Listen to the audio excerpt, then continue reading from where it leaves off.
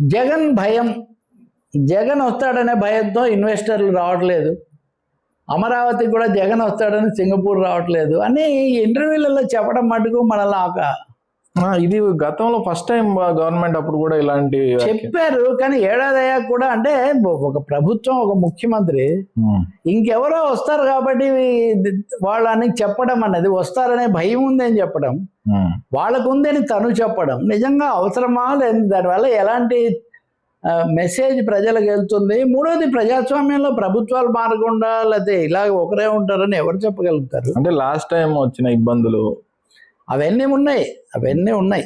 మరి నిజంగా ప్రజలు ఎలా తీసుకుంటారో తెలియదు. కానీ అది మళ్ళీ మనం ప్రతిపక్షం అనేది మాట్లాడుకున్నట్టు అక్కడ మనం చూడాల్సి ఉంటుంది. వాళ్ళైతే మటుకు అన్ని సర్వేలు మాకు అనుకూలంగా ఉన్నాయి, ఇప్పుడు ఎన్నికలు పెట్టినా మేము వస్తాం, ఈ పద్ధతిలో వాళ్ళ హడావుడి వాళ్ళు చేస్తుంటే ముఖ్యమంత్రి కూడా ఇలా మాట్లాడటం, లోకేష్ ఏమో లేదు అందరికీ ఒక్కొక్కరికి నేను చూపిస్తాను, ఇప్పుడు శాంపిల్ అయినట్టుగా చెప్పడం.